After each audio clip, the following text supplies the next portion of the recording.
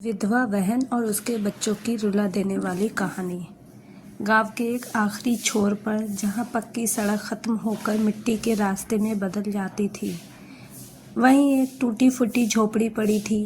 उस झोपड़ी में रहती थी सरिता, जिसकी जिंदगी मानो दुखों की किताब बन चुकी थी। एक समय था जब यही झोपड़ी हंसी खुशी से गूंजती थी। उसके पति रमेश मेहनती किसान थे।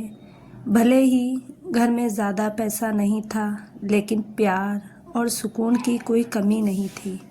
शाम को रमेश खेत से लौटते वो छोटे मोहन को कंधे पर बिठाकर पूरे आंगन में घुमाते और रीना उनकी उंगली पकड़कर हंसती रहती। सरिता चूल्हे के पास बैठकर मुस्कुराती और सोचती, भगवान ने मुझे सब कुछ दे दिया, लेकिन कहते हैं ना, खुशियों को शायद नज़र लग जाती है। एक दिन रमेश हमेशा की तरह खेत पर गए थे। धूप तेज थी, लेकिन वे अपने काम में लगे हुए थे। अचानक उन्हें सीने में तेज दर्द हुआ। उन्होंने मदद के लिए आवाज़ लगाई, लेकिन आसपास कोई नहीं था। कुछ देर बाद जब गांव के लोग पहुँचे, तब तक बहुत देर हो चुकी थी। रमेश अब इस दुनिया में नहीं थे। जब रमेश की लाश घर लाई गई तो सरिता की चीखों से पूरा गांव कांप उठा। रमेश, मुझे छोड़कर मत जाओ। हमारे बच्चों का क्या होगा? रीना और मोहन समझ नहीं पा रहे थे कि क्या हो रहा है। वे बस अपनी माँ को रोता देखकर खुद भी रोने लगे। उस दिन के बाद सरिता की ज़िंदगी बदल गई। शुरुआत में गाँव वालों ने मदद की, किसी ने अनाज दिया, किसी ने पैसा, लेकिन समय के साथ सब अपने अपने काम में लग गए। अब सरिता अकेली थी। वह सुबह 4 बजे उठती, बच्चों के लिए सूखी रोटी बनाती और खुद बिना खाए खेतों में मजदूरी करने चली जाती। तेज़ धूप, पसीना और थकान सब कुछ सहते हुए वह सिर्फ एक ही बात सोचती, मेरे बच्चों को भूखा नहीं सोना चाहिए। बच्चों का बचपन छिन गया। रीना अब सिर्फ 10 साल की थी, लेकिन वह अपनी उम्र से कहीं ज़्यादा समझदार हो गई थी। वह घर का सारा काम करती, पानी भरना, खाना बनाना और छोटे भाई का ध्यान रखना। मोहन अभी छोटा था, लेकिन उसने भी जल्दी समझ लिया था कि अब उनकी ज़िंदगी पहले जैसी नहीं रही। एक दिन उसने मासूमियत से पूछा, दीदी, पापा कब आएंगे? रीना की आंखों में आंसू आ गए। पापा अब भगवान के पास है, तो क्या भगवान उन्हें वापस नहीं भेज सकते? यह सवाल सुनकर रीना का दिल टूट गया। एक रात सरिता खाली हाथ घर लौटी। पूरे दिन उसे काम नहीं मिला था। घर में खाने के लिए कुछ भी नहीं था। रीना ने छोटे छोटे आटे के टुकड़े बनाकर मोहन को खिलाए, लेकिन खुद भूखी सो गई। मोहन धीरे से बोला, दीदी, पेट में दर्द हो रहा है। रीना ने उसे गले लगाकर कहा, सो जा, सुबह सब ठीक हो जाएगा। लेकिन दोनों जानते थे कुछ भी ठीक नहीं था। उस रात सरिता ने बच्चों को भूखा सोते देखा और चुपचाप बाहर जाकर रोती रही। अगले दिन मोहन को तेज़ बुखार हो गया। सरिता के पास पैसे नहीं थे। उसने उसे गोद में उठाया और कई किलोमीटर दूर अस्पताल की तरफ दौड़ पड़ी।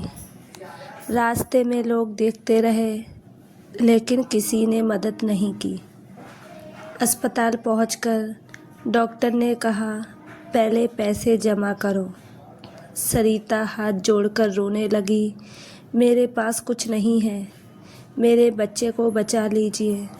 डॉक्टर पहले कठोर था, लेकिन माँ की ममता देखकर पिघल गया। इलाज शुरू हुआ।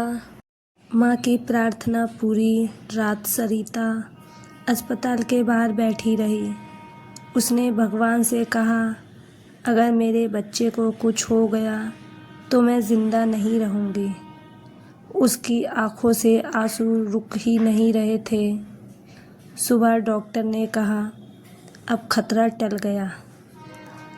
सरिता ज़मीन पर बैठकर रो पड़ी, लेकिन इस बार राहत के आंसू थे, अपमान और मेहनत। सरिता ने दूसरों के घरों में काम करना शुरू किया। एक अमीर घर की मालकिन अक्सर उसे डांटती, अच्छे से काम कर, पैसे फालतू नहीं मिलते। कभी कभी बचा हुआ खाना फेंक दिया जाता और सरिता वही उठाकर बच्चों के लिए ले आती। उसके दिल में दर्द होता, लेकिन वह चुप रहती। एक दिन रीना ने कहा, माँ मैं पढ़ लिख कर अफसर बनूंगी। सरिता ने पूछा, क्यों? ताकि आपको कभी काम ना करना पड़े। सरिता रो पड़ी, मोहन की कसम। मोहन बोला, मैं डॉक्टर बनूंगा, गरीबों का इलाज मुफ्त करूंगा। उस दिन सरिता को लगा उसके बच्चे उसकी ताकत है। एक दिन काम करते करते सरिता बेहोश हो गई। उसे अस्पताल ले जाया गया। डॉक्टर ने कहा, इनकी हालत बहुत कमज़ोर है। रीना और मोहन अस्पताल के बाहर रो रहे थे। माँ हमें छोड़कर मत जाना। साल बीत गए। रीना ने पढ़ाई में मेहनत की और एक दिन वह अफसर बन गई। मोहन डॉक्टर बन गया। जिस दिन दोनों सफल हुए, वे अपनी माँ के पास आए और रीना बोली, माँ अब आपकी बारी है आराम करने की। मोहन ने कहा, अब कोई गरीब बिना इलाज के नहीं मरेगा। सरिता की आंखों से आंसू बहने लगे। अंत जो दिल को छू जाए। एक दिन सरिता आंगन में बैठी थी। उसने आसमान की तरफ देखा और कहा, रमेश, मैंने तुम्हारा वादा निभा दिया।